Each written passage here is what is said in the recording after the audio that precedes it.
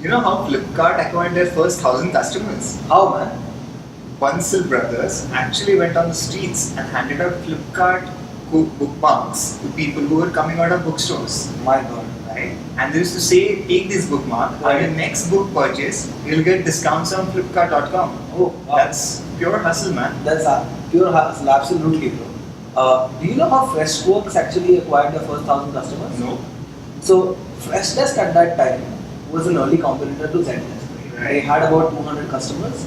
Zendesk called Freshdesk out as a complete rip-off. My God. Girish, instead of cowering away and like not answering that statement, made an entire website called as ripoff.not.com. That propelled their first 1,000 customers like anything. My God. Yeah. That's an irony, man. That is. Yeah. Hey guys, Hey guys, I'm Uday and I'm Abhishek. and welcome to the 4th episode of GrowthX.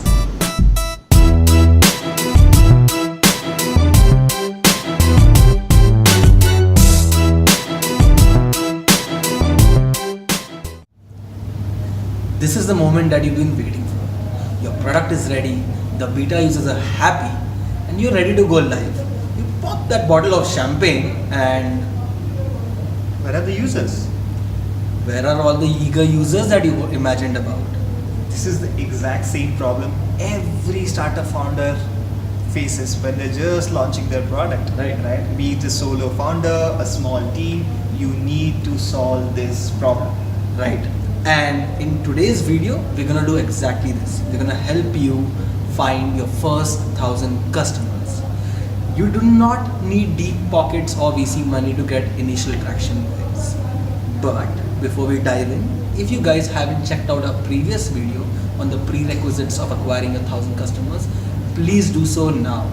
We have a lot of references in this video about our previous video, without which this can get a little confusing.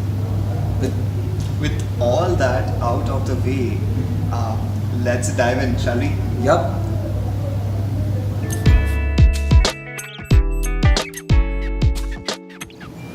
The first and the most important strategy is use your network. When you're starting out, you have limited access to money, resources, and most importantly, time. So, friends and family are your lowest hanging fruit. Use them really well. Right. But Abhishek, I mean, that's great. You know, I would love to use my friends and family, but my parents are very less likely to actually buying Bitmoji t-shirts. Sure, I agree. So, let's look at the statement that we defined when we started outing the MVP. Right. We want to use these Bitmoji t-shirts to target early stage millennials who want to make a personal style statement so that they stand out. Right. Now put that statement into Bitmoji example now. Yeah, that makes it so much more clearer now. I know my target audience, so I just need to figure out who's a micro-influencer on their own social networks. Once I know that, reach out to them, give them a series of posts to post on their social network with a link back to us, right? Right. So this strategy can help us with, hey, 50 or 100 t-shirt maximum, right? Right. But friends and family can't scale to 1,000 orders, right? So how would you expand that circle to get to 1,000 orders? Absolutely, you're completely right on this. And I think this is where the second strategy comes in. That is, Find your niche.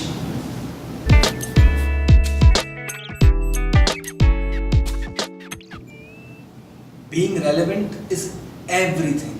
It does not matter if you're a B2B product or a B2C. You need to understand your niche, go after these gold mines super hard. For this, you need to ask, who are your users?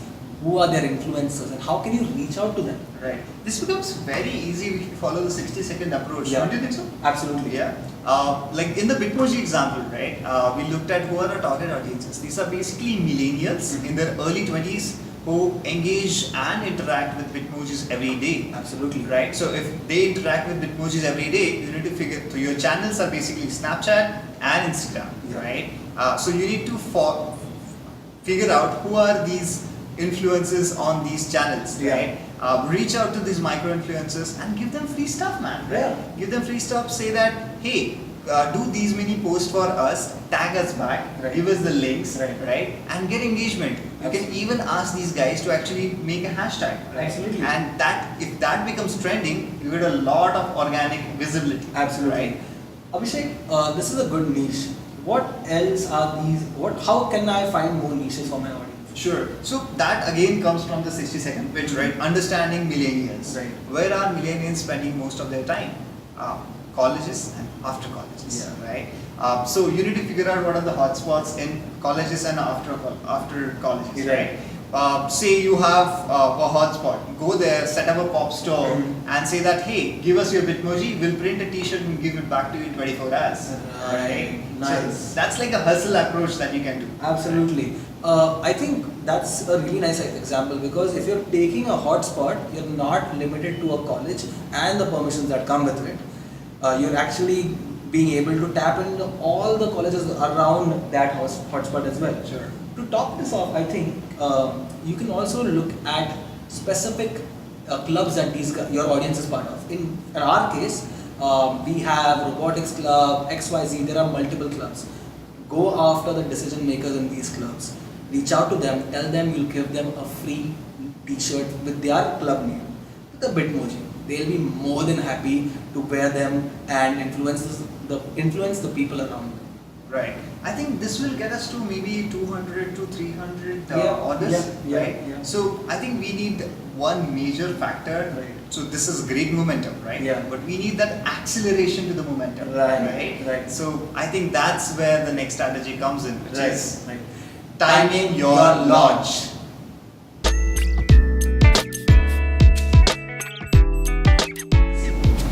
Timing your launch is key to your product success. Yeah. When you look at our first line, the 60-second pitch, we always wanted people to wear Bitmoji t-shirts so that they can stand out. Yeah. Right? What are the instances of people when they want to stand out of the crowd? Oh, right. These are basically events that happen in a calendar year, right? Yeah. So I think for every business, they need to understand what are these instances for their own calendar events. For us, this is pretty simple for me now, I know.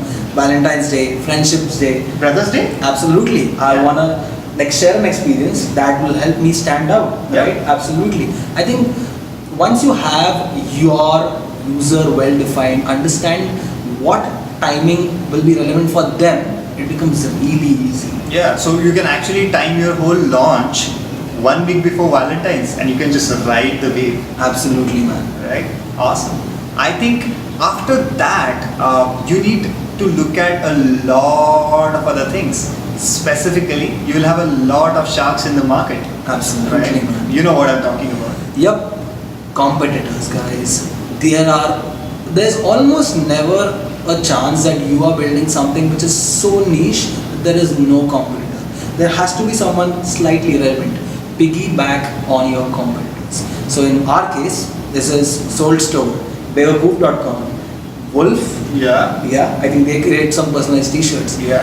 I think in the next strategy, let's go through the competitor strategy. Yeah.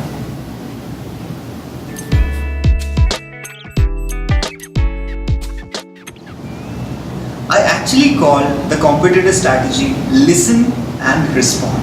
What is that exactly, Abhishek? So you will always have two types of people. Say our competitor is, for example, Soul Store. They will have two types of audiences. First, who are bad mouthing them, getting pissed off at their service or whatever on social handles.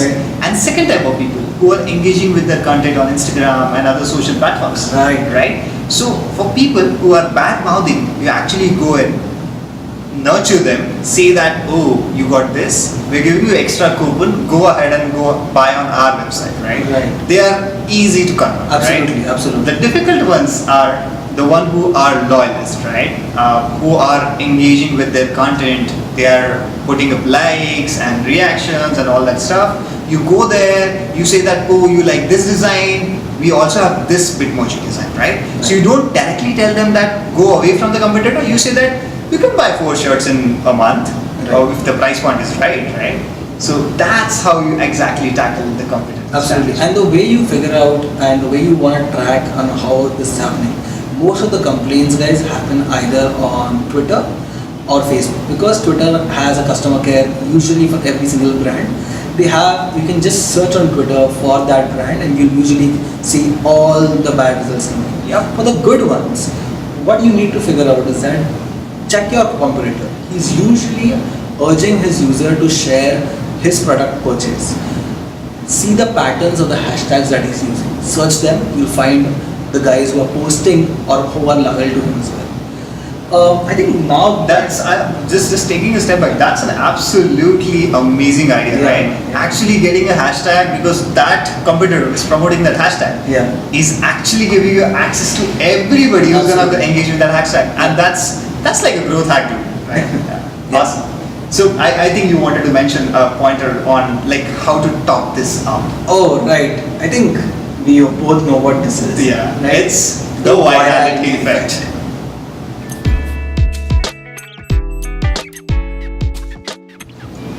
Virality is the most important thing to get you started, from your 400 users to 1000, even 10,000, right?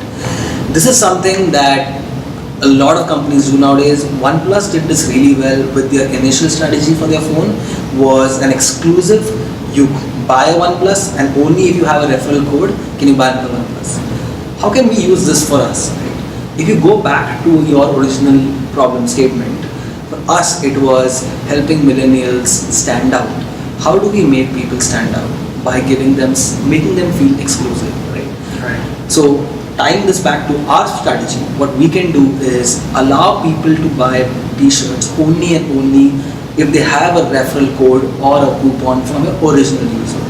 You can accelerate this by allowing the person who's referring your user to get 50% off. There are various strategies over here that you can use to create this viral loop. Right. So I think that's a great idea to actually top this up, right? So if you see that this is incrementally adding up to your first 1,000 users. Absolutely. I think we should like summarize what we have done. Maybe Right. you take a pass at it. Absolutely. Yeah. I think the first thing and the foremost important thing is, guys, use your network. It's a low hanging fruit.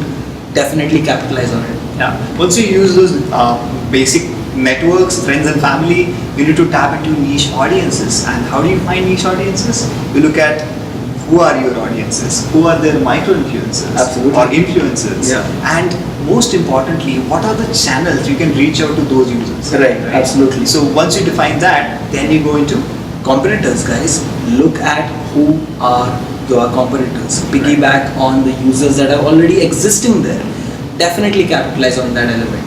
right. And obviously, timing the launch of your product. Absolutely, Right? yeah. That's like critical to success. Like if you have like something like Bitmoji, you should launch 1 week before, as we already said, before Valentine's. 100%, Brothers Day, right? 100%. And what's the last thing that we covered just now? Tie every single thing with virality. Virality is kind of a multiplier that will have through all the things that you've been doing. Right. Right. So guys, I think this is how the video is concluding right now, and I hope you guys have liked this video. Yeah, right. Do comment, share with your network, and if you think there are multiple things, other things that you can add up to this, please do comment. And we would love to understand what you think about the video, what you think about the strategies, and if you have used any other strategy, Yes. right?